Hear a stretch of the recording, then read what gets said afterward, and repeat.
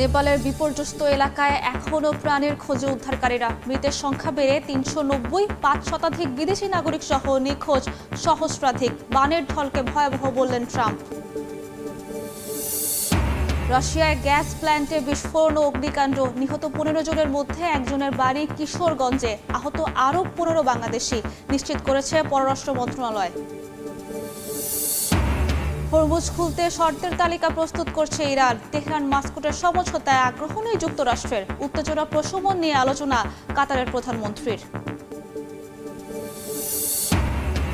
এবং অভিবাসীদের ওপর ফের চড়াও ট্রাম্প প্রশাসন। প্রায় ২ লাখ অস্থায়ী ভিসাধারীর তথ্য গোপনে যাচাই। বাদ পড়বে না ভারতীয় নাগরিকরাও, বলছে ওয়াশিংটন। নেপাল ও তিব্বতে ভয়াবহ বন্যা ও ভূমিধসে প্রাণহানি বেড়ে দাঁড়িয়েছে ৩৯০ জনে। এখনও নিখোঁজ সহস্রাধিক মানুষ, যাদের মধ্যে ৫ শতাধিক বিদেশি নাগরিক। জীবিতদের উদ্ধারে জোর তৎপরতা চালাচ্ছেন উদ্ধারকারীরা। কাজ করছেন ৫,০০০-এর বেশি সেনা ও পুলিশ সদস্য। নেপালের প্রতি সহায়তার হাত বাড়িয়েছে যুক্তরাষ্ট্র, ভারত ও জাতিসংঘ সহ বিভিন্ন দেশ ও আন্তর্জাতিক সংস্থা।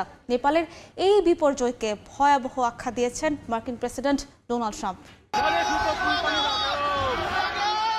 মুহূর্তে বদলে গেছে হিমালয়ের দুর্গম জনপদ। পাহাড় থেকে নেমে আসা কাদা, পাথর আর বরফের বিশাল স্রোতে চোখের পলকে ভেসে গেছে ঘরবাড়ি, সড়ক, সেতু ও বিদ্যুৎ অবকাঠামো। বিধ্বস্ত জনপদে জীবিতদের খুঁজতে দিনরাত চলছে উদ্ধার অভিযান। তবে বানের স্রোতে যোগাযোগ অবকাঠামো ধ্বংস হওয়ায় দুর্গত এলাকায় পৌঁছানো কঠিন হয়ে পড়েছে। উদ্ধার তৎপরতায় কাজ করছেন ৫,০০০-এর বেশি সেনা ও পুলিশ সদস্য। এদিকে ভয়াবহ পাহাড়ি ঢলে নেপাল ও তিব্বতে সৃষ্ট বন্যা ও ভূমিধসে বেড়েই চলেছে প্রাণহানি। শত শত মানুষের মৃত্যুর পাশাপাশি এখনও নিখোঁজ অনেকে। প্রাণহানি আরও বাড়ার শঙ্কা স্থানীয় প্রশাসনের। স্রোতের তোড়ে ভেসে যাওয়া মরদেহ বন্যা কবলিত এলাকা থেকে কয়েকশো কিলোমিটার দূরের ভাটি অঞ্চল থেকেও উদ্ধার করা হচ্ছে। স্থানীয় দুর্যোগ কর্তৃপক্ষ জানিয়েছে, বন্যার উৎসস্থলে তৈরি হওয়া একটি হ্রদের পানি বাড়ছে, যা ভেঙে গেলে নতুন করে বড় বিপর্যয়ের আশঙ্কা রয়েছে।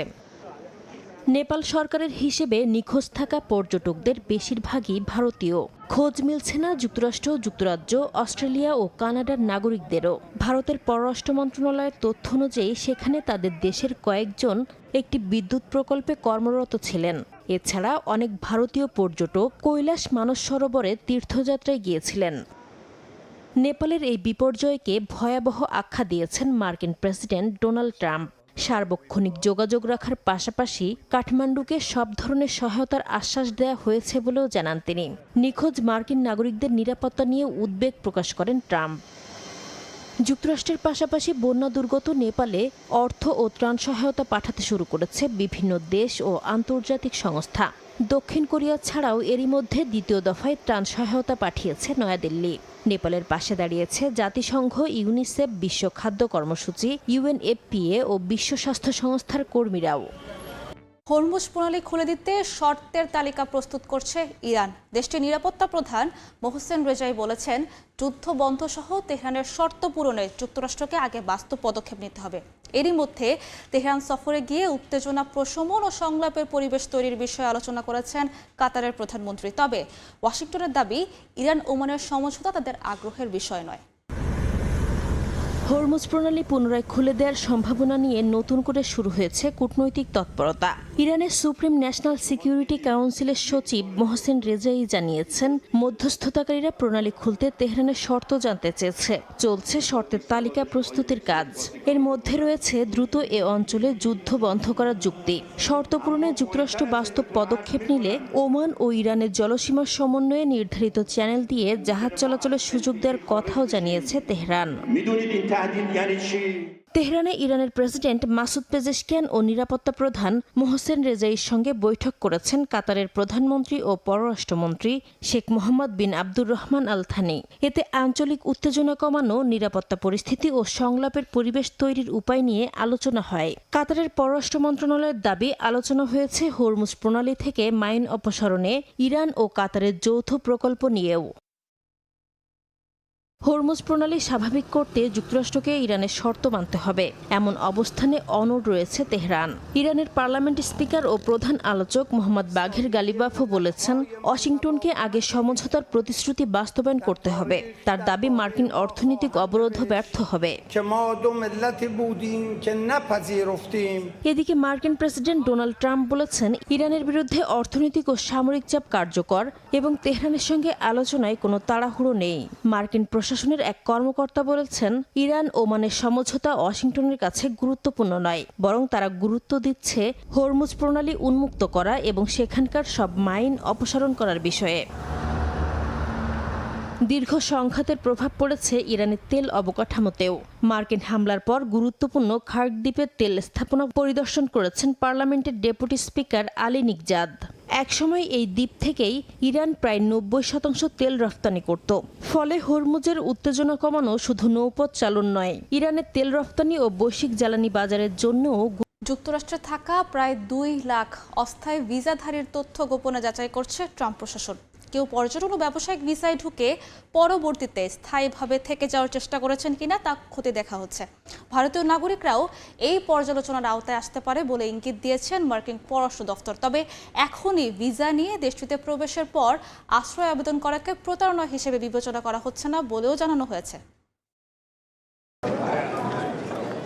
ভিসা নিয়ে শক্ত অবস্থান নিয়েছে যুক্তরাষ্ট্র। যুক্তরাষ্ট্রে অস্থায়ী ভিসা নিয়ে প্রবেশের পর যারা দেশটিতে স্থায়ীভাবে থাকার চেষ্টা করছেন তাদের উপর নজরদারি বাড়িয়েছে ট্রাম্প প্রশাসন। পর্যটন ও ব্যবসায়িক প্রায় 2 লাখ ভিসা নতুন করে যাচাই করা হচ্ছে। খতিয়ে দেখা হচ্ছে ভিসা পাওয়ার সময় আবেদনকারীরা তাদের প্রকৃত উদ্দেশ্য সম্পর্কে মিথ্যা বা ভুল তথ্য দিয়েছিলেন কিনা। ভারতীয় গণমাধ্যম জানায়, মার্কিন পররাষ্ট্র দফতরের মুখপাত্র টমি পিগট বলেছেন, মার্কিন ভিসা কোনো অধিকার নয়, বরং এটি একটি সুযোগ। তিনি আরও জানান, মার্কিন পররাষ্ট্র দফতর ও ডিপার্টমেন্ট অব হোমল্যান্ড সিকিউরিটি খতিয়ে দেখছে অস্থায়ী ভিসায় যুক্তরাষ্ট্রে প্রবেশের পর কেউ আশ্রয়ের আবেদন করেছেন বা স্থায়ীভাবে থাকার অন্য কোনো পথ বেছে নিয়েছেন কিনা। তবে অস্থায়ী ভিসায় গিয়ে পরে আশ্রয়ের আবেদন করলেই সেটিকে প্রতারণা হিসেবে দেখা হবে না বলেও জানান মুখপাত্র। মূল বিষয় হিসেবে দেখা হচ্ছে ভিসা আবেদনের সময় ব্যক্তির প্রকৃত উদ্দেশ্য কী ছিল। কেউ যদি সাক্ষাৎকারের সময় থেকেই স্থায়ীভাবে যুক্তরাষ্ট্রে থাকার সিদ্ধান্ত নিয়ে থাকেন কিন্তু তা গোপন করেন, তাহলে সেটি প্রতারণা হিসেবে বিবেচিত হতে পারে। এমন ক্ষেত্রে ভিসা বাতিলও হতে পারে। পর্যালোচনায় ভারতীয় নাগরিকরাও পড়তে পারেন বলে ইঙ্গিত দিয়েছে মার্কিন পররাষ্ট্র দফতর। ডোনাল্ড ট্রাম্প দ্বিতীয় মেয়াদে হোয়াইট হাউসে ফেরার পর থেকেই যুক্তরাষ্ট্রে অভিবাসন নীতি ও আইন প্রয়োগ আরও কঠোর হয়েছে। নতুন এই পদক্ষেপও সেই কঠোর নীতিরই অংশ বলে মনে করা হচ্ছে। চীন ভারত সীমান্ত ইস্যুতে বড় অগ্রগতি হয়েছে। বেজিংয়ে দুই দেশের বিশেষ প্রতিনিধিদের 25তম বৈঠকে সীমান্ত পরিস্থিতি ও দ্বিপক্ষীয় সম্পর্ক নিয়ে আলোচনা শেষে 8টি বিষয় একমত হয়েছে চীন ও ভারত। চীনের পররাষ্ট্র মন্ত্রণালয় জানায়, ন্যায্য, যুক্তিসঙ্গত, পারস্পরিকভাবে গ্রহণযোগ্য সমাধানের ভিত্তিতে সীমান্তের শান্তি ও স্থিতিশীলতা বজায় রাখার অঙ্গীকার করেছে চীন ও ভারত। 2020 সালে গালওয়ান উপত্যকায় রক্তক্ষয়ী সংঘর্ষের পর চীন ভারতের সম্পর্কে অবনতি ও দীর্ঘস্থায়ী সামরিক অচলাবস্থা তৈরি হয়। এছাড়া অরুণাচল প্রদেশের বিভিন্ন স্থানের চীনের নতুন নামকরণের কারণে প্রায়ই কূটনৈতিক উত্তেজনা দেখা দেয় দুই দেশের মধ্যে।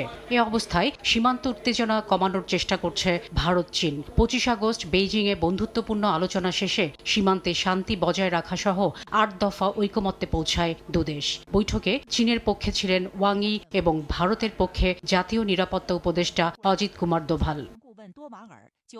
সাম্প্রতিক উচ্চ পর্যায়ের বৈঠকে সীমান্ত ব্যবস্থাপনা আরও সহজ করতে ও যোগাযোগ বাড়াতে নতুন সামরিক হটলাইন চালুর বিষয়ে দুই পক্ষ একমত হয়।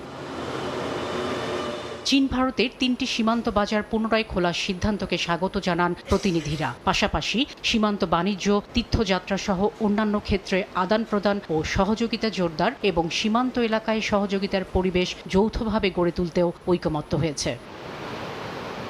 বৈঠকে দুই দেশের নেতাদের মধ্যে হওয়া আগের ঐকমত্য বাস্তবায়ন করার বিষয়ে আগ্রহ প্রকাশ করেছেন প্রতিনিধিরা। 2005 সালের রাজনৈতিক নির্দেশিকা অনুসরণ করে সীমান্ত বিরোধের একটি ন্যায্য, যুক্তিসঙ্গত ও পারস্পরিকভাবে গ্রহণযোগ্য সমাধান খুঁজতে কাঠামো তৈরির সিদ্ধান্ত হয়।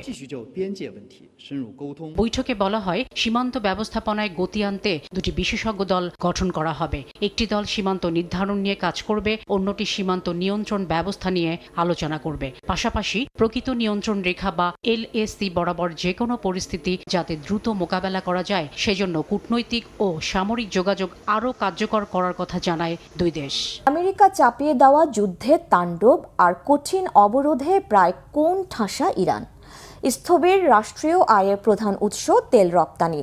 তীব্র সংকট দেখা দিয়েছে খাদ্য আর ঔষধের। 20 লাখ রিয়াল ছাড়িয়েছে $1 বিনিময় মূল্য। এরপরও দমে যায়নি তেহরান, বীরের মতো লড়ছে আপন শক্তিতে।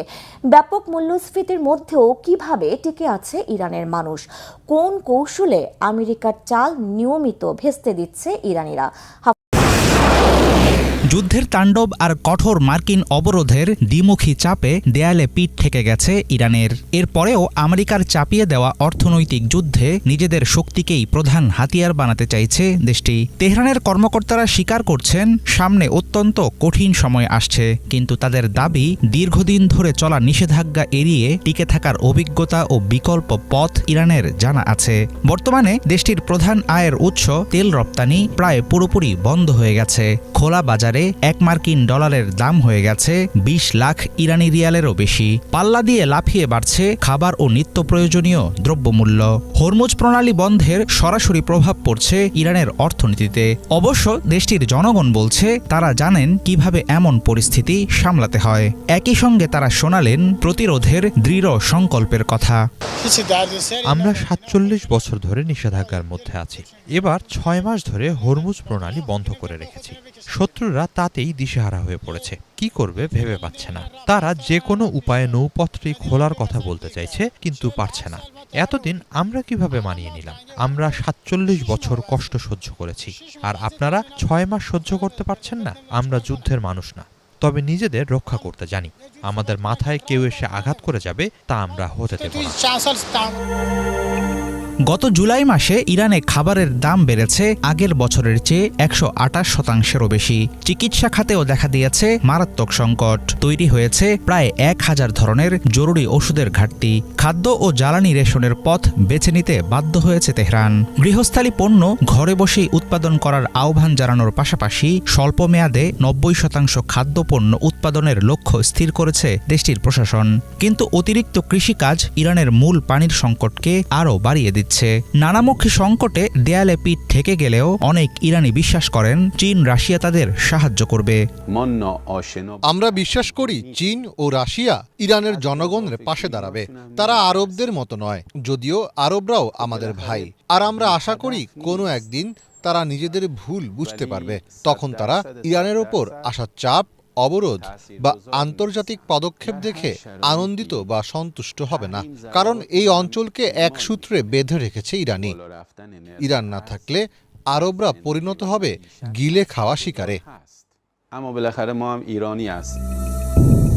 বর্তমানে বছরে প্রায় $16 বিলিয়ন কৃষিপণ্য আমদানি করে থাকে ইরান। গম ও চিনি সরবরাহের জন্য দেশটিকে ভরসা করতে হয় সংযুক্ত আরব আমিরাত, সৌদি আরব এবং রাশিয়ার উপর। এর মধ্যে ইরান সরকারের সংশ্লিষ্ট একটি সূত্রের দাবি, তাদের নগদ অর্থের এমন এক বিশাল মজুদ রয়েছে যার নাগাল আমেরিকা কখনো পাবে না। তবে দেশটির অর্থনৈতিক বিশ্লেষকেরা সতর্ক করেছেন, চরম অর্থনৈতিক চাপ সহ্য করে টিকে থাকলেও প্রতিদিন দ্রুত শেষ হয়ে আসছে ইরানের সম্পদ ও শক্তি। আবারও বাংলাদেশ বিরোধী অপপ্রচারে সরব ভারতের মিডিয়া, বিশেষ করে সামাজিক মাধ্যমে কথিত হিন্দু নিধনের গুজব ছড়াতে ব্যবহার করা হচ্ছে ভুয়া ভিডিও আর ছবি।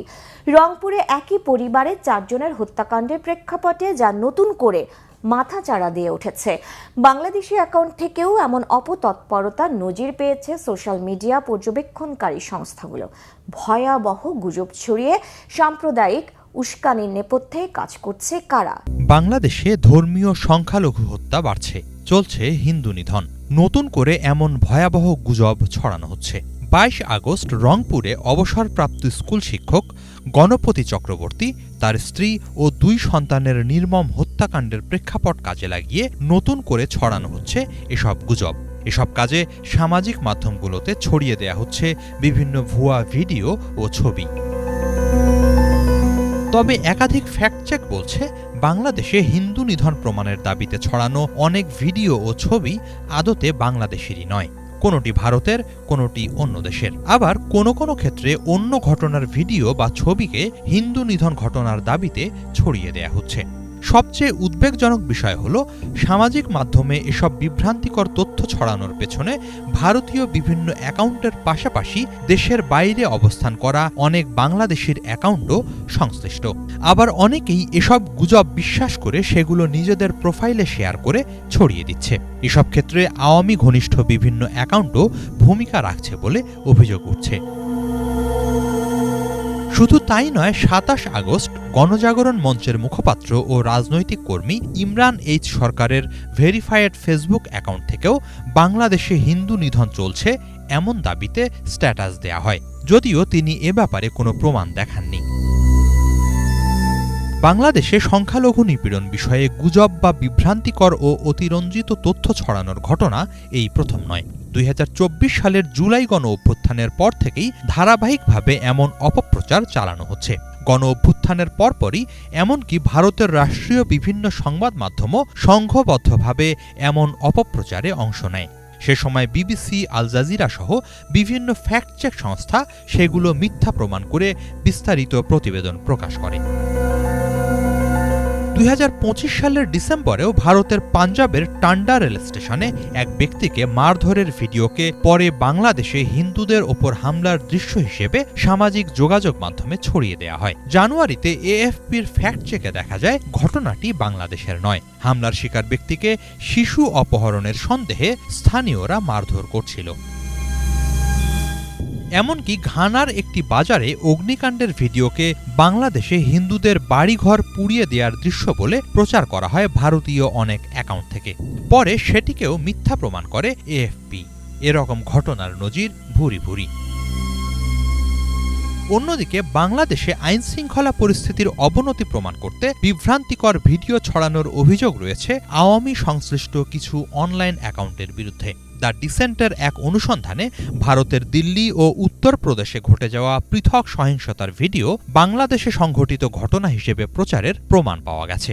অনুসন্ধানী প্রতিবেদনে দাবি করা হয়েছে ভিডিওগুলো ছড়ানো একাধিক ফেসবুক পেজ ও প্রোফাইল আওয়ামী লীগ সংশ্লিষ্ট অনলাইন নেটওয়ার্কের সঙ্গে যুক্ত।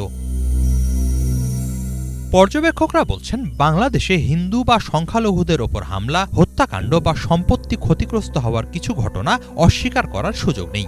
অবশ্যই এসব ঘটনার যথাযথ বিচার নিশ্চিত করতে হবে, কিন্তু সেসব ঘটনার সুযোগ নিয়ে সেগুলোকে হিন্দু নিধন বা সংগঠিত হত্যার প্রমাণ হিসেবে দেখানোর চেষ্টা ভয়াবহ। বিষয়টি বাংলাদেশের ভাবমূর্তির সঙ্গে সংশ্লিষ্ট।